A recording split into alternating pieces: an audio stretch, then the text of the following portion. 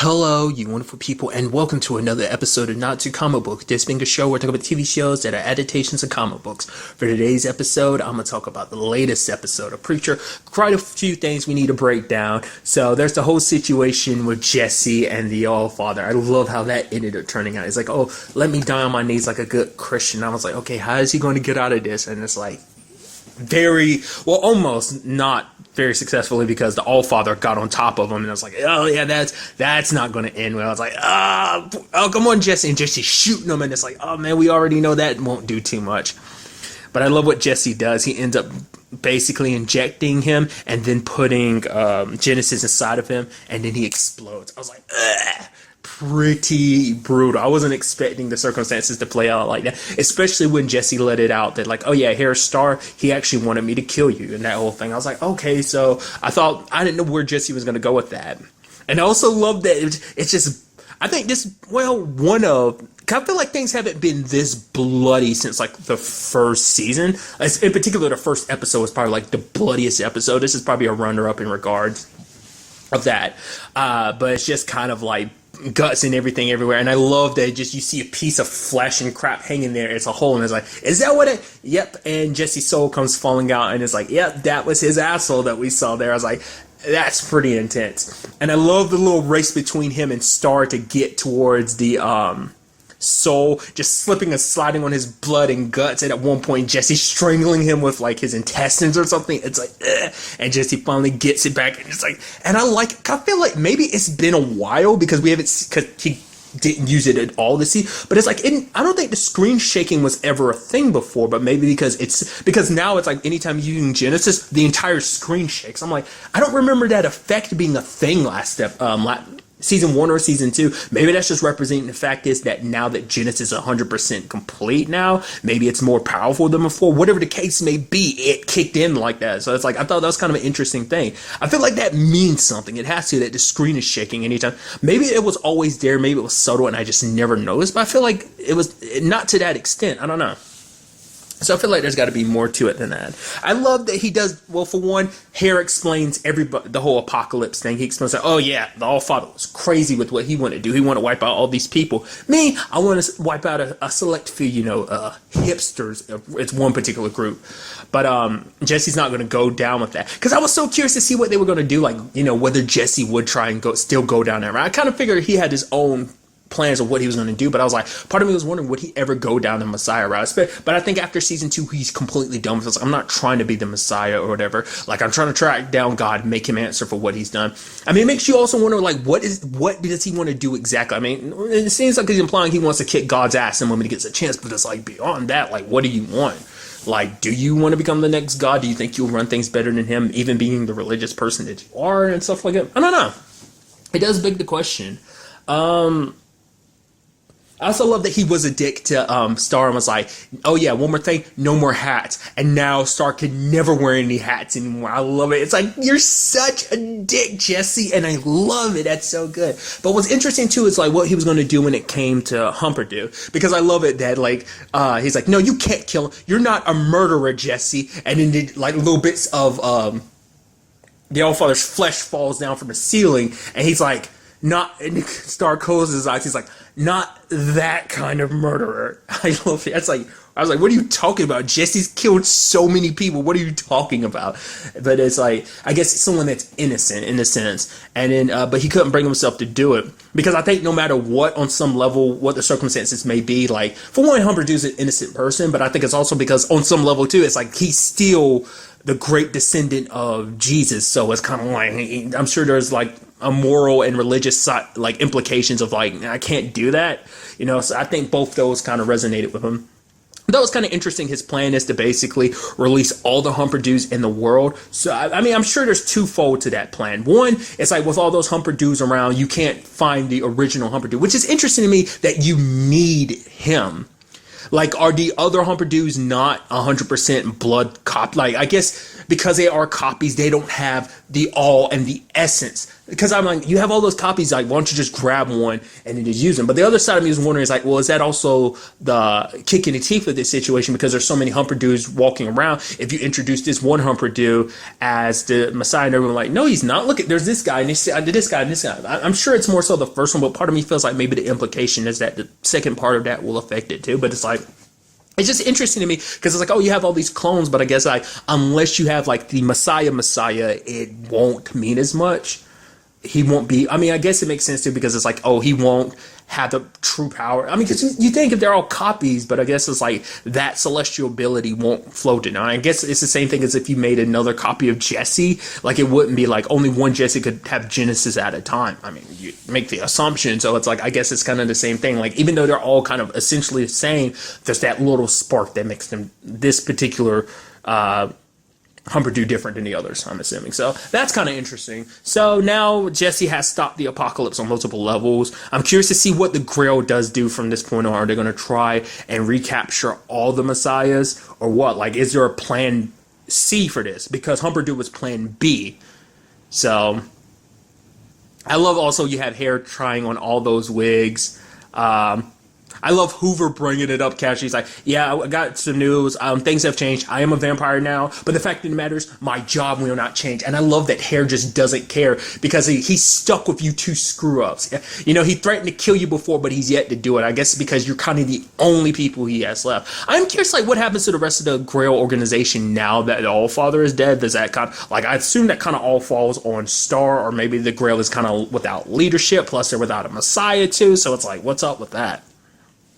I thought it was kind of interesting. I love that when Hair was running through the simulation of like what was going down, they all like the almost like the clips and stuff they used and stuff like that. I thought that was kind of interesting. Almost like it was like they played it like it was like a home Grail movie or something like that. You know, so I thought that was kind of a pretty neat aesthetically and stuff like that.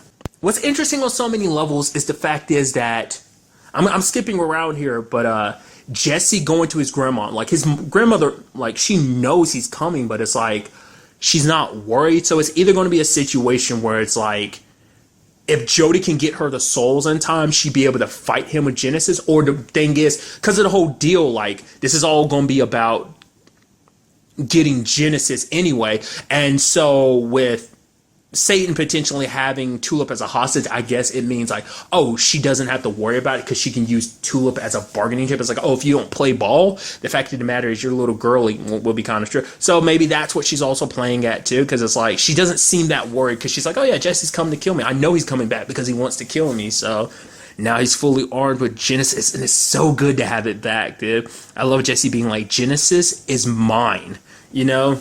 And since I brought him up, the whole Jody situation, like, I love how that whole thing with Tulip played out. Like, the fact of the matter is, she's like, well, yeah, you got Tulip O'Hare there, and telling Sydney. And I love that she's the badass that she is. No matter who she's facing down, Tulip will not shut down. Like, especially after her experience with the cowboy last season, like, when she was originally afraid, like, that fear drifted away, because no matter what, she pushes the envelope. I guess after having died once and just faced everything they've faced so far, it's like, what's there to be afraid of? So she steps up to literally the angel of death and doesn't bat an eye. It's like, oh, you mean, oh, you're just Satan's bitch, ain't you? And it's like, dude. Until it's like, so give me the souls, because if you mess around, you are going to mess up this deal with Miss Marie, and that's going to piss off Satan. I'm wondering what it was that she smelled, because she smelled Tulip and she's like, I don't like you.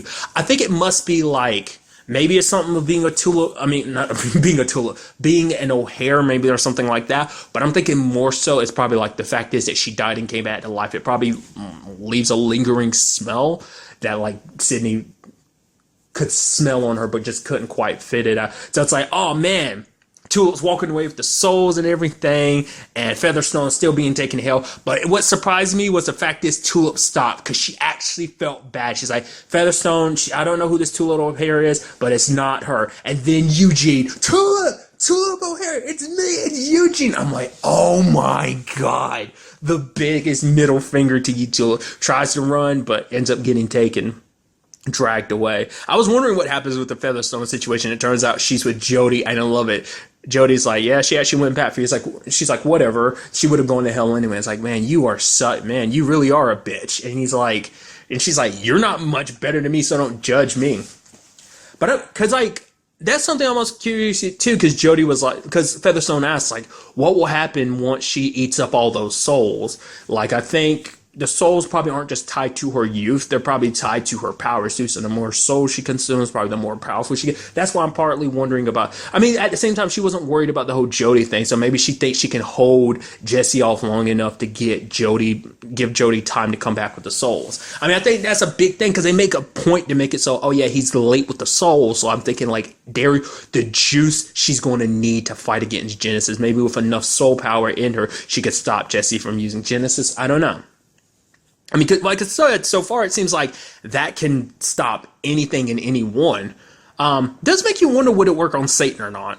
Would it even work on God? I mean, God, it's hard to say. Being as powerful as it is, I mean, the fact of the matter is it works on angels and everything else. So it's kind of like maybe they're no exception. I don't know.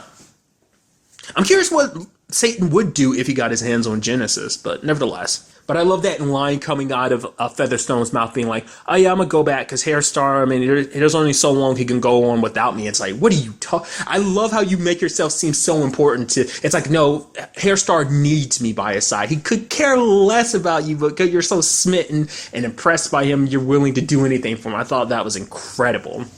So, like I said, I'm so curious to see what goes down with the Grail going forward, because it seems like your purpose is kind of thrown out the window. So I'm sure, like I said, I'm sure we haven't heard the last of them, especially Jesse, because they're going to be coming after him potentially. Maybe, I don't know. We'll see in the long run, especially Hoover being a vampire. I'm like, where are they going to go with that too? But him also being like, oh yeah, this isn't going to affect anything. I'm loving to see what kind of shenanigans that gets into, all three of them. It's kind of crazy. Like, they're kind of a mirror version of Tulip, Jesse, and Cassidy, which is kind of an interesting thing when you think about it in a weird way. They kind of are. They kind of are a representation of, like, Hoover's the Cassidy, Star's the Jesse, and Featherstone and Tulip. Or yeah, it's kind of fascinating. I never thought about that till just now. It's kind of interesting. Maybe that's kind of the point too, aesthetically. But along those same lines, you had the whole thing with Tulip, which I loved, like her trying to get off the butt. I love her explaining everything. She's like, hey, I'm going to do this. I'm going to drop these shackles. And it's like, oh man, she's got this all worked out. I'm like, the fact is they're depicting this. They're showing it. It's like, it's not going to work, isn't it? And she tries it and it doesn't work. I love also that Hitler, she was like, okay, give me one of your pens. And Hitler's like, no, I work for these. It's like, really? It's that important to you? But what's also interesting too, I thought was kind of fascinating, was along those same lines with the conversation between the cowboy and Sydney, where like it's like, oh, like, you know, the cowboy's like, oh, I guess like that Tulip O'Hare died. It's like, no, she's still alive. He's almost like, wait, what? And it's like, yeah, that boy Eugene, he's actually alive too. Like, Satan just wants Tulip, so it's like, oh, once again, it's something that kind of got talked about last season. It's like the rules have changed. Like, the fact of the matter is, Eugene shouldn't be in hell, but because it's like no one escapes hell, that's kind of the whole point. So it's like he has to come back anyway, even if he doesn't belong. Who cares? You know, the warden said that last season, and I'm sure, you know, Satan's like doing that too. If anything, it's like, yeah, Hitler, sure, but not Eugene. But it's like, no, he has to come back too, because we can't let word slip out that anyone escaped hell.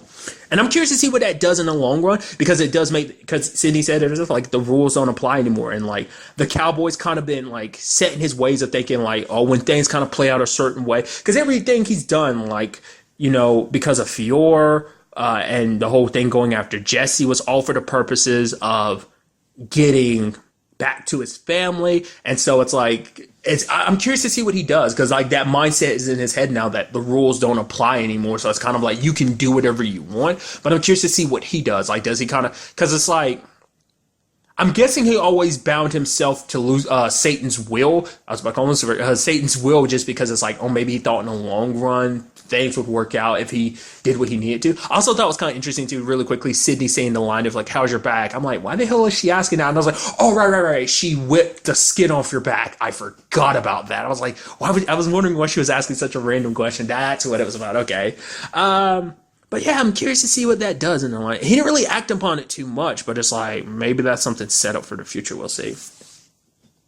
But I also love the fact is that Tulip kind of starts stuff up with the cowboy, talking mad shit just to get him pissed off because Eugene kept saying like, "Oh, we need a bomb, we need a bomb," and they got their bomb. Because I was about to say like, if anybody could break that glass, it'd have to be the like. I thought that was going to be the point. I thought she was going to like get close to the glass and make him hit it himself, but it's like no, smack her into it with enough force that it ends up cracking. Because I was like, yeah, because the Saint has superhuman strength, so. But I love that they're like, okay, Tula does it again. I was like, oh, explaining everything, telling Eugene what he needs to do. Hitler's like, get out my way, and about to smash through it when his boys show. I love the entire time. He's like, when are they? I gave them I was like, isn't it like literally taking a pathway to hell? That's why it's like in clouds and stuff like that. I'm like, is that really? Will they even be able to track you during that? But I guess it's like, I don't know. I guess the pathway to hell is on a path.